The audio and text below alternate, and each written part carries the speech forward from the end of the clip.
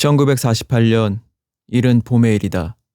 A대학 역사 교수 구무라 다케치는 강연을 위해 주코쿠 지방으로 향했다. 그를 초대한 단체는 지방의 한 교직원회였다. 강연장은 초만원이었다. 청중의 대부분은 그 지방의 젊은 교수들이었다.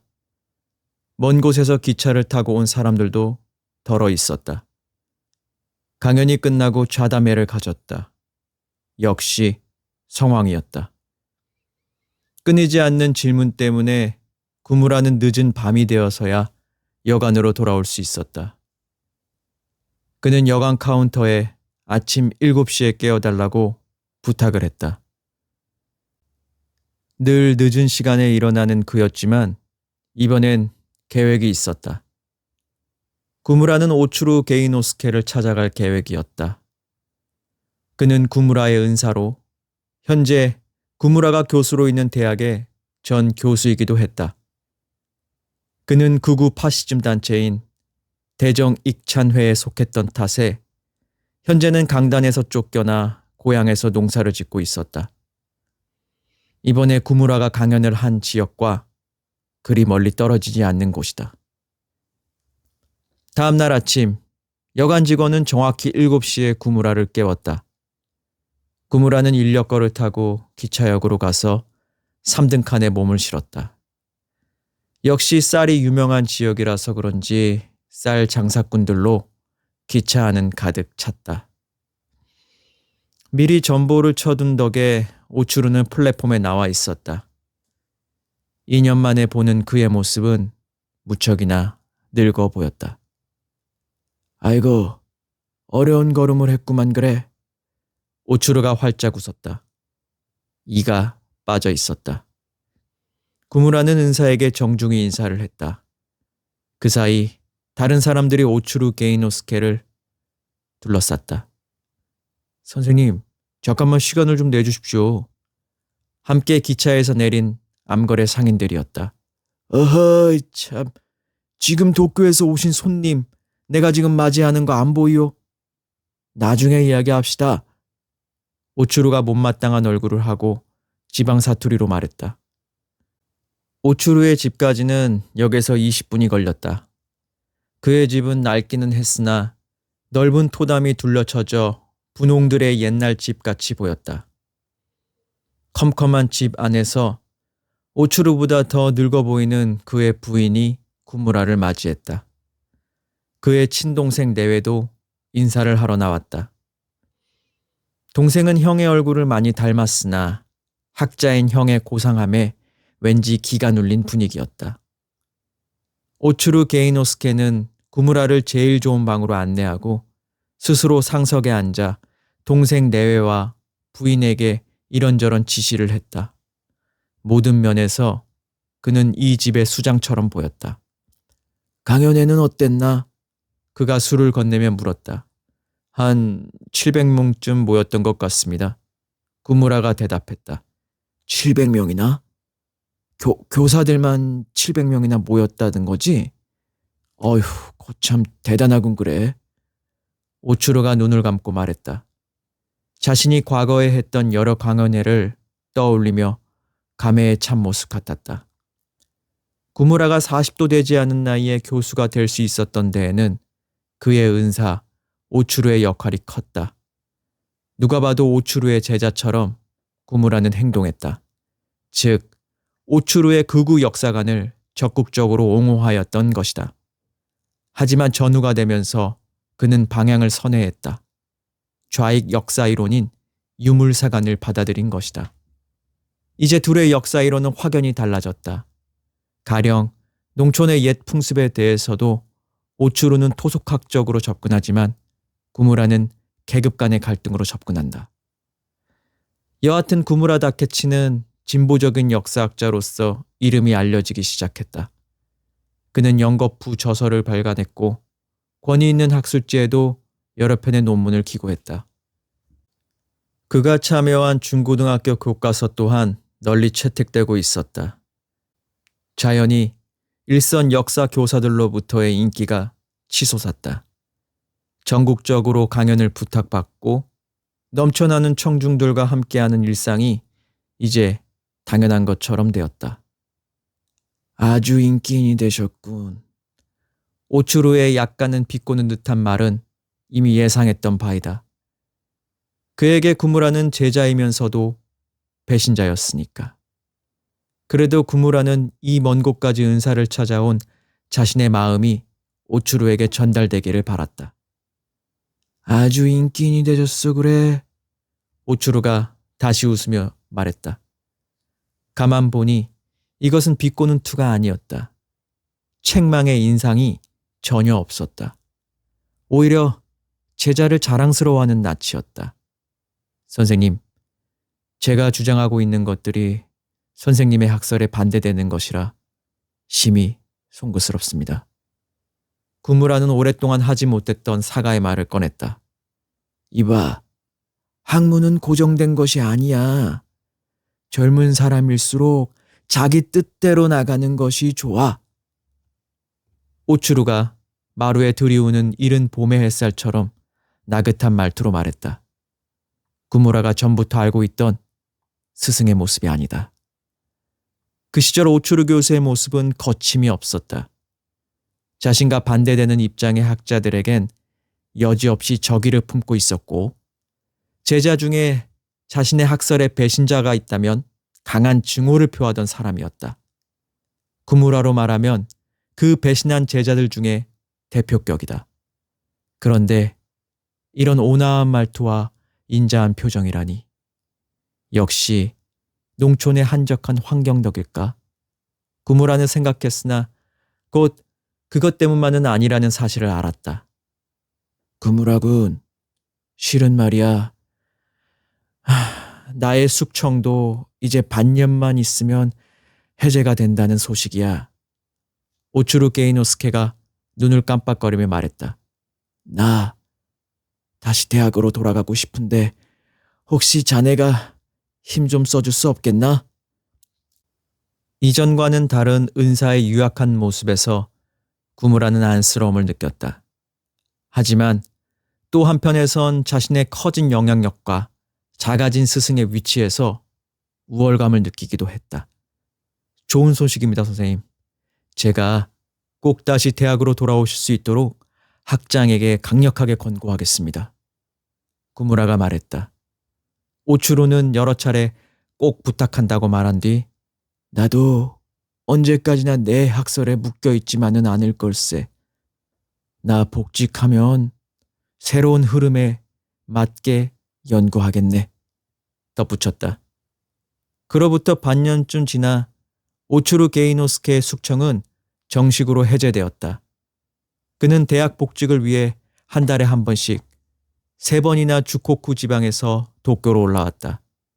그때마다 그는 구무라 다케치의 집에서 묵었다. 구무라의 집은 60평 정도로 일본식과 서양식을 반반 섞어 놓은 멋진 집이었다. 이전에 살던 집이 화재로 유실되자 그가 직접 새로 지은 집이었다. 처음 오츠루가 이 집을 보았을 때 그는 놀라움을 노골적으로 표현했다. 대단한 집을 지었구먼. 집안을 이리저리 돌아보면서 감탄을 연발하는 스승의 모습은 구무라에게 생소하게 느껴졌다. 역시 오랜 시골 생활 때문인가? 오츠루의 새까맣게 탄 피부와 낡은 신사복을 보며 구무라는 생각했다. 이 집은 책 인쇄로 세운 건가? 그렇습니다. 도저히 월급만으로는 안 되지요. 책도 단행본과 잡지에 기고하는 것만으로는 부족합니다. 그렇다면 역시 교과서와 참고서 덕이겠구만. 사실은 그렇습니다. 굉장하군, 굉장해.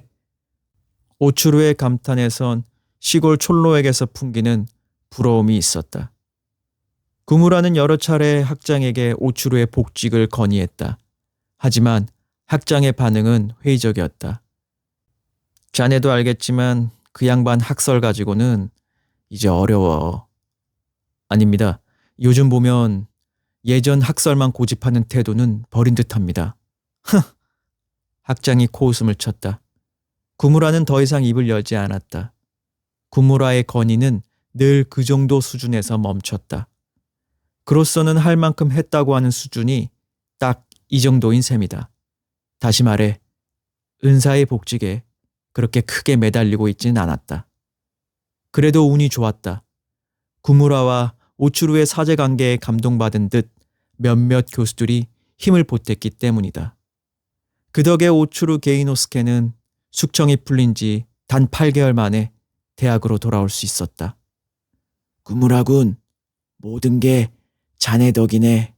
정말 고맙네, 고마워. 오츠루는 눈물을 흘리며 제자에게 감사했다. 오츠루는 복직했지만 이전과 같은 기세는 없었다. 전쟁이 끝나기 전 군부의 비호를 받던 극우단체 소속으로 그의 기세는 실로 대단했었다. 하지만 시대가 바뀌었다. 오츠루 교수는 잃었던 것들을 찾고 싶은 듯 초조함이 엿보였다. 그는 구무라에게 좌익 이론서란 이론서는 모조리 빌려 열심히 읽어나갔다. 자주 제자를 붙들어 이것저것 묻고 늘어졌다. 두 가지 목적이 있는 듯했다. 하나는 현재 구무라의 학설의 비밀을 찾아내는 것이고 다른 하나는 그리하여 구무라처럼 성공하는 것이었다. 구무라는 스승에게 시달리는 일이 슬슬 귀찮아졌다. 그의 아내도 불평했다. 아, 오츠루 선생님 이상해지셨어요. 어떻게? 뭐랄까, 너무 여유가 없고 비굴한 것 같기도 하고 뻔뻔한 것 같기도 하고. 역시 모두가 느끼고 있구나. 구무라는 속으로 생각했지만 말로 동조하진 않았다. 그런 소리 하는 거 아니야. 시골에서 고생하셨으니까 마음가짐이 달라지신 거지 뭐. 구무라를 자극하는 것은 또 있었다. 오츠루는 구무라에게 무슨 말을 걸 때면 꼭 자네는 좋은 집을 세웠어. 자네는 정말 운을 타고났다고 말했다. 뭐라고? 내가 운이라고? 원래 스승이 질투가 강한 사람이란 건 알고 있었지만 이 정도는 너무 지나치고 촌스럽다고 구무라는 생각했다. 그러자 오히려 오기가 발동했다. 질투하려면 더 해봐라 하는 심정이었다. 구무라에게는 남몰래 노는 요정이 있었다. 교과서나 팔아서 유흥비로 쓴다는 소리가 새어나오지 않을 만큼 사람들 눈에는 잘 띄지 않는 곳이었다. 그 비밀의 장소로 오츠루를 데려갔다. 구무라는 마담에게 특별히 부탁하여 최고급 여급들을 들였다. 그녀들은 오츠루 교수를 둘러싸고 애교를 부렸다. 오츠루는 술에 취해 그녀들과 어울렸다. 구무라군, 너무 고맙네. 이렇게 놀아보는 게 얼마만인지. 정말 고맙네. 제자는 은사의 비굴한 태도에서 묘한 승리감 같은 것을 느꼈다. 돌아오는 차 안에서 오츠루가 물었다. 자네 이 요정 자주 찾나? 가끔요. 바쁘게 일하고 난 후 머리라도 식힐 겸 옵니다. 대단하군. 여기 여간에서 놀 수 있는 곳이 아닌데 말이지. 오츠루는 좌석에 기대 술 냄새를 토해내며 말했다. 잠시 후 등을 떼고 그가 다시 입을 열었다. 그만큼 교과서와 참고서 인쇄가 상당하다는 소리겠지. 구무라는 대꾸하지 않고 웃기만 했다. 스승에게서 또 무서운 부러움 섞인 말이 나올까 기대하고 있었는데 뜻밖의 소리가 들렸다.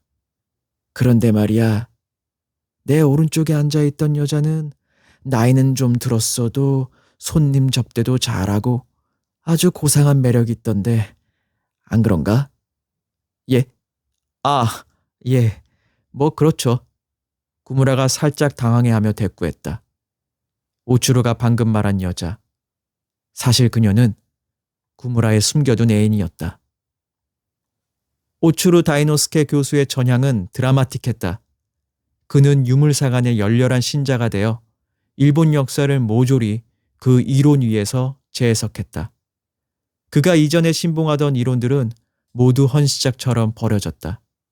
원래가 실력 있던 역사학자였기 때문에 풍부한 사료와 정교한 논리를 우에서 좌로 무리 없이 전환시켰다. 그의 그런 태도를 두꺼운 낯짝이라고 비판하는 사람들도 있었다. 언젠가 제자 한 명이 물었다. 선생님 학설은 전쟁 전과 전쟁 후에 상당히 달라지셨는데 그 이유가 무엇입니까? 오추루는 군부의 압박이 있었다. 같은 여타 진보 지식인들의 변명을 입에 담지 않았다. 대신에 사관이라는 것은 살아있는 생명체 같은 겁니다. 늘 시대와 더불어 변화하는 것이죠. 라고 말했다. 구무라는 은사를 냉정한 눈으로 살폈다. 자신의 서고에서 오추루의 이론이 정립되었음을 그는 알고 있었다. 1년 후 오추루는 책 한 권분의 원고를 써냈다. 그것을 들고 그는 구무라를 찾았다. 구무라군, 이 원고를 자네의 그 단골 출판사를 통해 발행할 수 있을까? 원고지 꾸러미를 들며 구무라가 말했다. 알겠습니다. 이야기해보죠. 구무라에게 원고를 받아 읽어본 출판사 편집장은 오추루 선생이 많이 변한 것 같다고 했다. 그렇지. 지금이 맞는 거지. 예전이 틀린 거고. 구무라가 말했다. 그래도 아직은 좀 그래요. 편집장이 난처한 표정을 지었다. 여전히 이미지 쇄신이 안 된 건가? 뭐 그렇게 내키지 않으면 억지로는 출판하지 않아도 괜찮아. 오추루의 교수 복직 청탁 때와 마찬가지로 구무라는 은사의 책 출판에도 크게 매달리진 않았다. 며칠이 지나 편집장에게서 전화가 왔다. 그는 오추루의 책을 출판하는 대신 구무라의 다음 책을 자신의 출판사에서 내달라고 했다. 일종의 흥정이었다. 다소 거북스러웠지만 구무라는 그 제안을 받아들였다. 오추루 게이노스케의 대단히 좌파적인 시각의 역사책 일본 고대사 신연구는 이렇게 해서 출판되었다. 시장의 반응은 없었다. 그래도 오추루의 노력은 대단한 것이었다. 이 책을 레퍼런스 삼아 그는 여러 출판사에서 같은 경향의 책을 쏟아내듯 찍어냈다. 처음에는 눈에 띄지 않는 흐린 색상이더라도 거듭 덧칠하면 농도가 생기는 법이다. 조금씩 세간의 관심을 받기 시작했다. 구무라 다케치는 오추루의 눈물겨운 노력을 이해하고 있었다. 스승은 다시 한번 옛날의 명성으로 돌아가고 싶은 것이다. 늘 수강생들로 붐비는 인기 교수가 되고 싶은 것이다. 결국은 풍요롭던 시절로 돌아가고 싶은 것이리라. 1955년 무렵까진 이렇게 노력하는 오추루와 여유 있는 구무라의 모습이 유지되었다. 해가 바뀌어 1956년부터는 오추루의 반격이 거세졌다. 처음으로 한 출판사로부터 참고서의 집필을 청탁받았다. 얼마 전부터 구무라는 단골 요정 애인으로부터 오추루의 요정 출입이 잦아졌다는 이야기를 들었다. 수군대는 꼴이 역겹다는 말과 함께. 뭐 혹시 나에 대해서도 묻던가? 물었어요. 구무라군과 제가 특별한 관계는 아니냐고요. 그래서 뭐라고 했지? 구무라 선생님은 그냥 단골 손님이다. 이 요정은 그런 관계에는 엄격한 곳이다. 라고 일러주었죠. 구무라는 소리 없이 웃었다. 구무라와 스미코라는 이 여자와의 관계는 벌써 7년이나 되었다. 아무도 그들의 관계를 눈치채지 못했다. 두 사람의 미래 장소는 외진 곳에 몰래 새들어 놓은 2층 집이었다. 행여 누군가를 마주칠 수도 있는 여관이나 여자의 집엔 절대 발을 들여놓지 않았다. 구무라는 사소한 것에도 조심을 다했다. 구무라는 스미코에게 매달 3만 엔 정도의 수당을 주고 있지만 크게 부담이 되는 수준은 아니었다. 참고서 출판을 끝낸 오추루는 이제 교과서 출판에 욕심을 부리고 있었다. 자꾸 구무라에게 주선을 서달라고 했다. 선생님 이야기는 제가 늘상 편집자들에게 하고 있습니다. 하지만 교과서 출판이라는 게 절차가 좀 더 복잡해요. 중역들의 의견도 거쳐야 하고, 그러니까 조금만 더 느긋하게 생각해 주십시오. 그때마다 구무라는 이렇게 변명을 했다. 1957년도 교과서 검정과 관련된 규정이 대폭 변화하였다. 16명의 위원회가 최종 검정자로 추가된 것이다. 좌익 경향의 역사 교육의 위기감을 느낀 자민당이 주도했다. 일각에서는 국정교과서를 만들 셈이냐고 비판이 일었지만 이미 변화의 물결은 시작되고 있었다. 올 초 진보적이라고 평가받던 역사학자가 그가 집필한 중학교 1학년 사회과 교과서의 검정을 통과시키지 못했다. 그러자 정부의 사상 통제에 반대한다며 수백 명의 교수들이 항명서를 냈다. 선생님께서 집필하신 역사 교과서가 죄송합니다만 검정에서 불합격하였습니다. 출판사의 담당 편집자가 구무라를 찾아와 말했다. 예상은 하고 있었지만 구무라가 받은 충격은 만만치 않았다. 어떤 부분에서 걸린 거지? 전체적으로 너무 좌측으로 치우쳐져 균형을 잃었다는 평가입니다. 그럼 좀 수정하면 되겠나? 그게 말입니다, 선생님. 편집자가 꿈을 대며 말을 흐렸다. 뭔데 그래? 저희 쪽에 연이 닿는 문무성 관리에게 물어봤는데 글쎄 집필자 블랙리스트가 있답니다. 거기에 한번 기재된 사람이면 아무리 수정을 해도 안 된다고. 구무라가 냉소를 지으며 내 이름도 그 리스트에 있는가 보구만 말했다. 아니요, 선생님의 이름은 없습니다. 다만 스즈키 선생의 이름이 실려 있었습니다. 스즈키는 구무라가 집필한 역사 교과서에서 중세 파트를 맡은 교수였다. 그래? 구무라는 자기 이름이 리스트에 없다는 말에 다소간 안심했다. 하지만 리스트에 없다는 말이 곧 새로 교과서 집필을 해달라는 의미는 아니었다. 구무라는 새 교과서 집필에서 결국 배제되었다. 출판사에서는 정확히 이야기해주지 않았지만 구무라는 짐작할 수 있었다. 자신이 언제 블랙리스트에 올라도 이상할 게 없는 인사, 즉 너무 불확실성이 크기 때문이라는 것을 말이다. 구무라는 다른 두 교과서 출판사로부터도 같은 이유로 집필에서 배제되었다. 참고서 쪽도 마찬가지였다. 그의 눈앞이 절망으로 어둑해지고 있었다.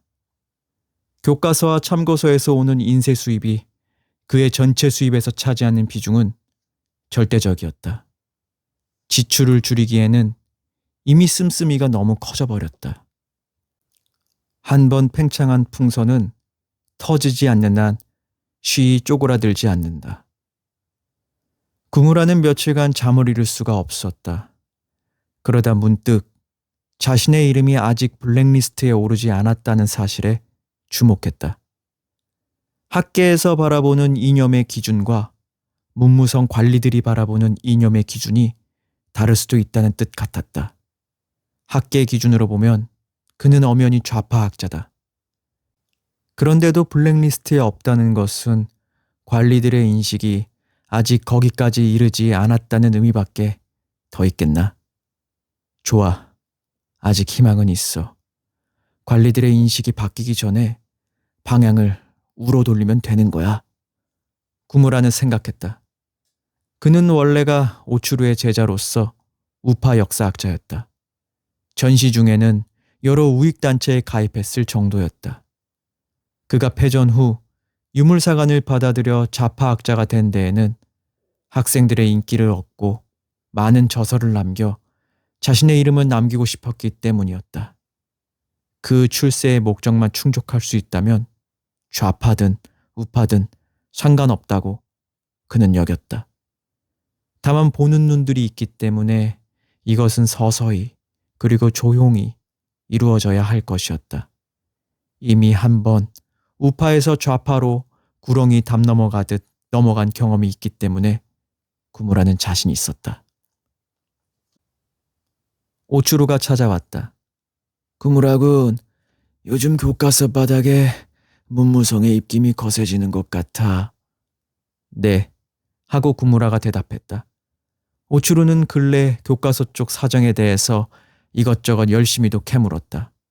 구무라의 불행을 듣고 나서는 어쩐지 만족하는 듯 편안한 표정을 지었다. 그 표정에서 구무라는 불안한 예감 같은 것을 느꼈다. 그 예감은 며칠 후에 적중했다. 구무라군, 요 근래 많은 생각을 해봤어. 역시 사람은 자기 본질을 잃으면 안 되겠더라고. 오추루가 말했다. 이제부터는 유물사관을 비판하려고 하네. 내 본래의 모습으로 돌아가서 말이지. 일말의 부끄러움도 없는 목소리였다. 구무라는 돌연한 장애물의 출현에 당황했다. 스승이 선언한 길이야말로 자신이 이제부터 걸어나가려 했던 방향이었기 때문이다. 오추루에게 선수를 빼앗겨버리면 그의 추종자가 될 뿐이었다.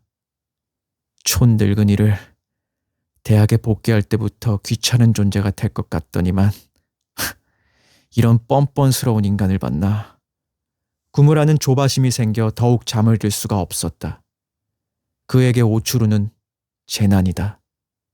재난이라면 수단과 방법을 가리지 않고 이겨내는 수밖에 없다. 문득 예전에 들었던 오랜 법률 이야기가 떠올랐다. 거기엔 두 사내가 등장한다. 그들은 바다 한가운데서 조난을 당했다. 떠내려오는 판자에 한 사내가 몸을 의지했다. 이어서 다른 사내도 판자의 몸을 기댔다. 판자가 서서히 가라앉는다. 오직 한 사람만이 이 판자의 몸을 의지할 수 있는 것이다. 다툼 끝에 한 사내가 다른 사내를 바닷속으로 떠민다. 자신이 살기 위해 다른 이를 사지로 몬 것이다. 그때 죄가 성립됐던가? 아니, 그는 처벌받지 않았다. 만약 그대로 있었다면 두 사람 모두 죽고 말았을 것이다. 어쩔 수 없는 일이었다. 긴급 피난과 관련하여 내려오는 카르네아데스의 판자라는 유명한 이야기다. 요정의 여급 스미코가 오추루 게이노스케를 고소했다. 스미코의 진술은 다음과 같았다. 그날 밤 오추루 선생은 혼자 요정에 왔다. 11시 반경 선생은 나를 집까지 바르다 주겠다고 했으나 나는 거절했다. 그로부터 20분 후 퇴근하여 나오니 선생이 먼 발치에서 토를 하는 모습이 보였다. 그래도 고객인데 안쓰러워 그에게 다가가 등을 두드려 주었다. 선생이 택시를 잡아달라고 했다. 택시를 잡았다.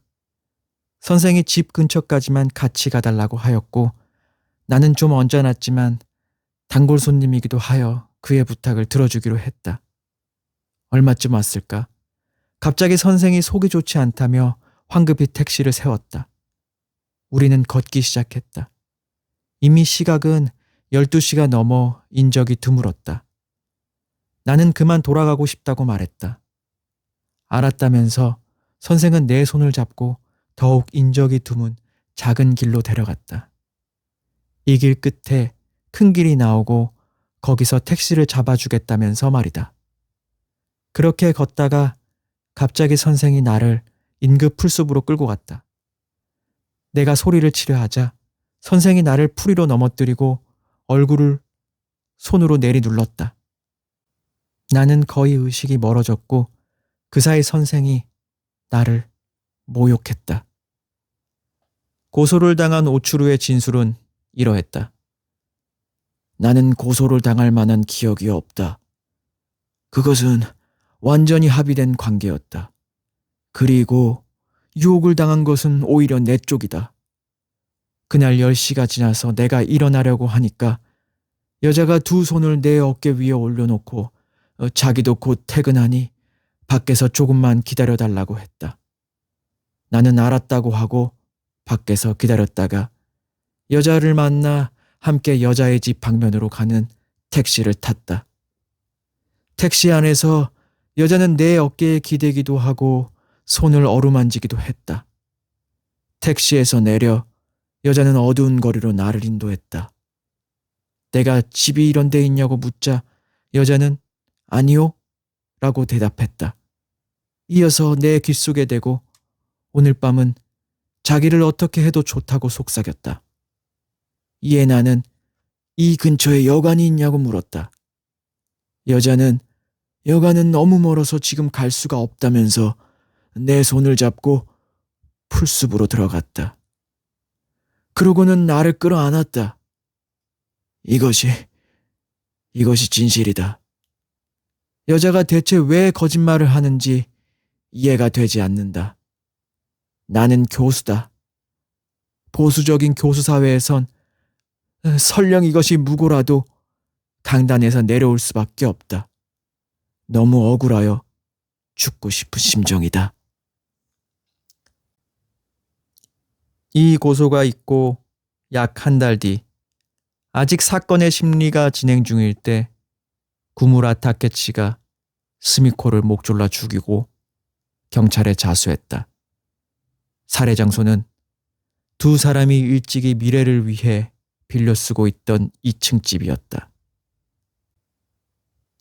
구무라의 자백은 다음과 같았다. 나는 스미코와 오랜 시간에 걸쳐 비밀스러운 관계를 가져왔다. 그리고 그녀에게 은사인 오추루 선생의 고소를 취하해달라고 몇 번이나 부탁하였다. 그러나 그녀는 그렇게 되면 자기만 음탕한 년이 된다면서 거부했다. 우리는 이 일 때문에 다투는 시간이 많아졌다. 더 이상은 어렵겠다 생각되어 나는 마지막으로 결판을 내겠다는 심정으로 그녀를 만났고 그 와중에 나도 모르게 완력을 쓰게 되었다. 축 늘어진 그녀의 몸을 안는 순간 내가 그녀를 죽였다는 사실을 알게 되었다. 구무라의 진술은 검찰청으로 넘어갔고 2달 후 공판이 열렸다. 검사는 다음과 같이 논구했다. 본 건은 상해치사죄로 기소하긴 했지만 상당히 의문도 동반하는 바이다. 본인은 이 사건과 관계가 있는 은사인 오추루와 애인인 스미코 간의 그 일이 있던 날 피고인 구무라 타케치의 행적을 조사해 보았다. 피고는 10시경 집을 나와 긴자거리 3곳의 술집을 거쳐서 술을 마셨다. 이어서 신주쿠로 가 또 2곳의 술집을 거쳤다. 총 5곳의 술집을 거친 후 피고가 집에 돌아온 시각은 새벽 3시경이었다. 이 5 술집을 탐문조사해 보니 모두 피고가 전에 온 적 없는 처음으로 방문한 손님이라고 했다. 또한 피고는 몹시 난폭하게 술을 마셨고 어느 한 술집에선 싸움까지 일으켰다고 한다. 종업원들의 말로는 어딘지 홧김에 술을 마시는 사람처럼 보였다고 한다. 피고는 만취 상태에서 아내의 부축을 받으며 집으로 들어왔다. 부인의 말에 의하면 피고가 만취가 되어 집에 돌아온 적은 처음이라고 한다. 주변 사람들 말에 따라도 피고가 술을 마시기는 하나 취할 정도로 마시진 않는다고 했다. 그만큼 자기 관리가 뛰어나고 냉정한 사람이라고 한다. 본인은 피고에게 어떤 심리적 동요가 있었다고 생각한다. 그날 새벽 1시는 은사인 오추루와 그의 애인인 스미코 간에 그 일이 있던 시각이다. 그 시각을 전후로 몇 시간 동안의 이 기이한 폭음을 어떻게 이해해야 할 것인가. 하지만 그 이상을 추리할 수 있는 증거가 없으므로 상해치사죄로 기소하게 되는 것이다. 이 논고를 들으면서 구무라는 바보 같은 검사구만. 어째서 더 캐보질 않고 생각했다. 스미코가 구무라의 지시를 받고 오추루를 유혹하고 고소한 것은 사실이다. 그리고 그 사건 때문에 구무라에게 심리적 동요가 생겼던 것도 사실이다. 그녀가 더럽게 느껴졌다. 스미코는 눈치 빠른 여자다. 자신을 대하는 구무라의 변화를 눈치채고 그를 협박했다.